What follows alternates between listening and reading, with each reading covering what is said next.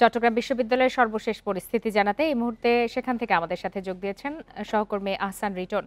রিটনের আগেও আপনার সাথে কথা হয়েছে। আপনি জানাচ্ছিলেন যে সেখানে তো ১৪৪ ধারা আজ মধ্যরাত পর্যন্ত জারি রয়েছে। তারপরেও এই যে উদ্ভূত পরিস্থিতি, এই সংকট সমাধানে একটি আলোচনা অনুষ্ঠিত হচ্ছিল যেখানে স্থানীয়রাও যোগ দিয়েছিলেন।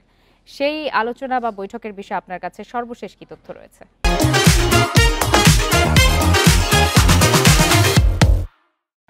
আপনি যে বৈঠকটির কথা বলছেন সেটা আসলে এই মুহূর্তে চলমান রয়েছে। আমরা এই মুহূর্তে আছি চট্টগ্রাম বিশ্ববিদ্যালয়ের প্রশাসনিক ভবনের সামনে। আপনি দেখতে পাচ্ছেন এখানে যে সমস্ত দৃষ্টি প্রতিবন্ধী শিক্ষার্থী রয়েছে তারা গতকালকে যে ঘটনা, সেই ঘটনায় যারা দোষী ব্যক্তি তাদের বিচার চেয়ে মিছিল করছে। কিছুক্ষণ আগে আমরা দেখেছি চট্টগ্রাম বিশ্ববিদ্যালয়ের যে কজন নারী শিক্ষার্থী রয়েছে তারাও একটি বেশ বড়সড় মিছিল করেছে এবং মিছিল করে তারা তাদের হলে ফেরত গেছে।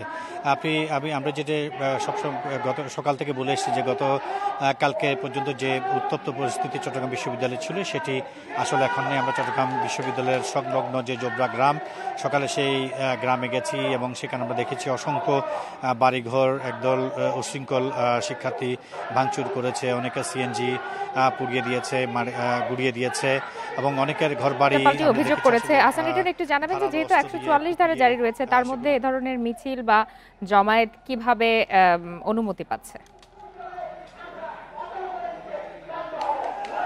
দেখুন, যে ১৪০ ধারা জারি করেছে সেটি একটি নির্দিষ্ট জায়গায়, পুরো ক্যাম্পাসে নয়। ফলে যেখানে যারা বিক্ষুব্ধ শিক্ষার্থী রয়েছে তারা বিক্ষিপ্ত বিচ্ছিন্নভাবে ছোট ছোট মিছিল করছে এবং তারই একটি অংশ হচ্ছে এই যে যারা চট্টগ্রাম বিশ্ববিদ্যালয়ের দৃষ্টি প্রতিবন্ধী রয়েছে তাদের র্যালি। তারা কিছুক্ষণ আগে একটি র্যালি করেছে এবং এই মুহূর্তে প্রশাসনিক ভবনের সামনে তারা ঘটনার সাথে যারা জড়িত তাদের বিচার চেয়ে মিটিং করছে। আমরা সকাল থেকে যেটি দেখেছি, গতকালকে যে পরিস্থিতি সেটি এখন আর নেই। এখানে সেনাবাহিনী, বিজিবি, র্যাব এবং পুলিশ বাহিনী একসঙ্গে তারা সতর্কভাবে টহল দিচ্ছেন এবং এই মুহূর্তে যে বৈঠকটি চলছে সেই বৈঠকে স্থানীয়রা আছেন, শিক্ষার্থীর প্রতিনিধিরা রয়েছে, পাশাপাশি চট্টগ্রাম বিশ্ববিদ্যালয়ের প্রতিনিধি, তারা মিলিয়ে একটি বৈঠক হচ্ছে। সেই বৈঠক থেকে সুন্দর কোনো একটি সমাধান আসতে পারে বলে আমরা সবাই ধারণা করছি। এখানে চট্টগ্রাম বিশ্ববিদ্যালয়ের বাইরে যে সমস্ত গ্রামবাসীর সঙ্গে কালকে মারামারি হয়েছিল তারা বলছেন যে একেবারে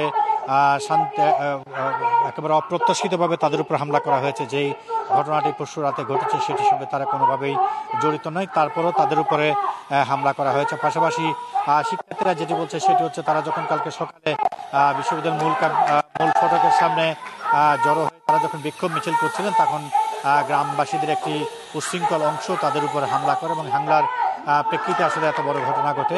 উভয় পক্ষ যেটি বলছে সেটি হচ্ছে প্রশাসন যদি শুরুতেই কার্যকরী পদক্ষেপ নিত তাহলে হয়তো এই সমস্যার পরিস্থিতি হতো না, এতজন শিক্ষার্থী আহত হতো না।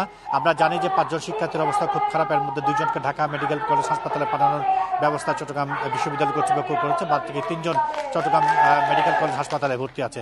তো সবকিছু মিলিয়ে আমার কাছে এইটুকুই ছিল। আমরা বৈঠকের জন্য অপেক্ষা করছি। বৈঠক শেষে কর্তৃপক্ষ আমাদেরকে জানালে আমরা হয়তো পরবর্তী যে নির্দেশনা সেটি জানাতে পারবো। আহসান রিটন, আপনাকে অনেক ধন্যবাদ।